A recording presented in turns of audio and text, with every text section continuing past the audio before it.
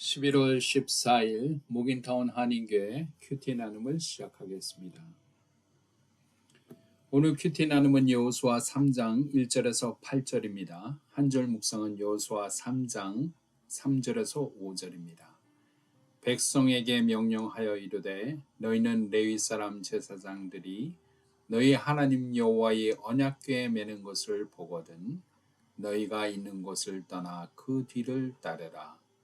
그러나 너희와 그 사이 거리가 2000 규빗쯤 되게 하고 그것에 가까이 하지는 말라. 그리하면 너희가 행할 길을 알리니 너희가 이전에 이 길을 지나보지 못하였음이니라 하니라. 여호수아가 또 백성에게 이르되 너희는 자신을 성결하게 하라. 여호와께서 내일 너희 가운데에 기이한 일들을 행하시리라. 아멘. 하나님의 말씀입니다. 이제 여호수아 3장 1절 이하에는 이스라엘 민족이 진영을 갖추고 모든 이스라엘 민족의 백성들을 데리고 요단강을 건너 가나안 땅으로 입성하는 준비를 하는 장면을 우리가 볼 수 있습니다. 사흘 후에 관리들이 진중으로 돌아다니며 여호와 하나님의 언약궤를 매는 것을 보거든 너희가 있는 곳을 떠나서 그 뒤를 따르라라고 말씀하고 있습니다.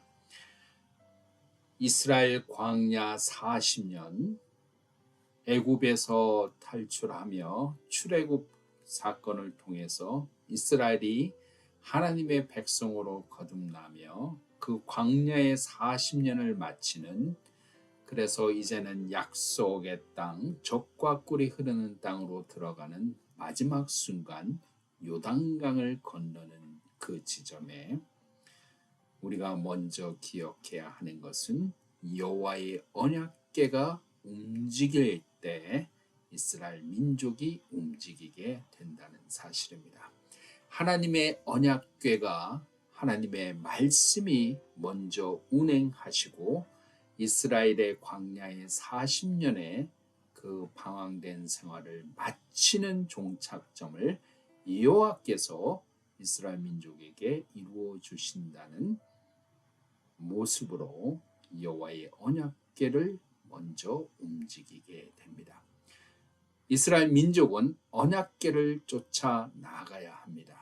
언약궤가 움직일 때, 하나님이 움직이실 때 그들은 몸을 일으켜 움직이게 된다는 사실입니다. 그러므로 우리 믿는 자들은 늘 우리의 삶의 방향을 정하고 우리의 삶의 방향을 옮길 때 여호와의 언약궤가 어디로 가시고 여호와의 언약궤가 어디로 움직이시는지를 늘 바라보며 묵상하며 주시해야 한다는 사실을 우리는 기억할 필요가 있습니다.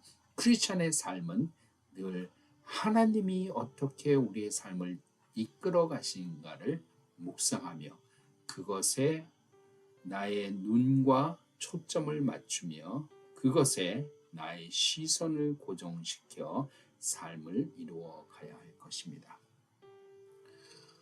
그들은 여호와의 궤를 따라 올라갈 때 그 거리를 2000 규빗쯤 되게 가까이 하지 말며 여호수아가 백성에게 이르되 자신을 성결케 하라고 말씀하고 계십니다. 여호와의 언약궤와 떨어져서 성결함을 유지하는 것이 중요합니다. 크리스찬의 삶이란 늘 하나님이 가시는 길을 경외하며 그 길을 늘 자신의 성결함으로 유지하고 하나님의 뜻을 행하는 것이 중요하다는 사실입니다. 그러므로 우리가 하나님의 말씀이 우리의 삶 가운데 어떻게 움직이시는지를 보면서 그 하나님의 언약궤를 따르기에 합당한 모습으로 날마다 성결함을 이루는 백성이 되어야 할 것입니다. 이 성결함을 이루고 여호와의 방향과 여호와의 말씀이 움직이심의 운행함을 늘 묵도하며 기도하며 바라보아야 하는 것입니다.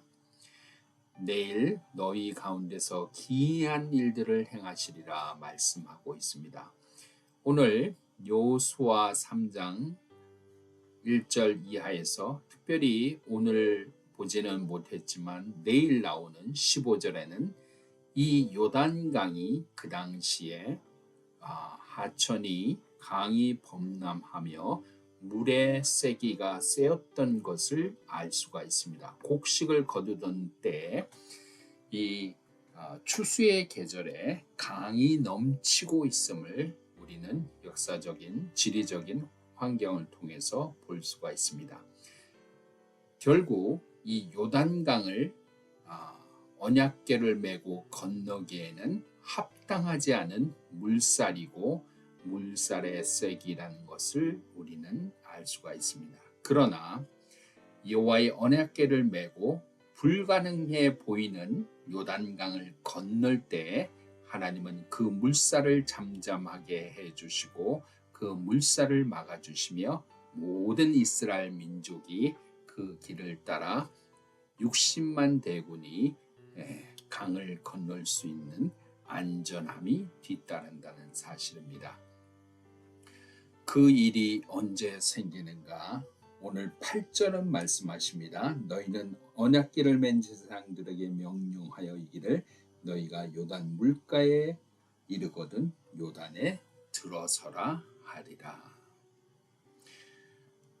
눈앞에는 사람을 삼킬 것 같은 요단강의 물살의 세기가 있습니다.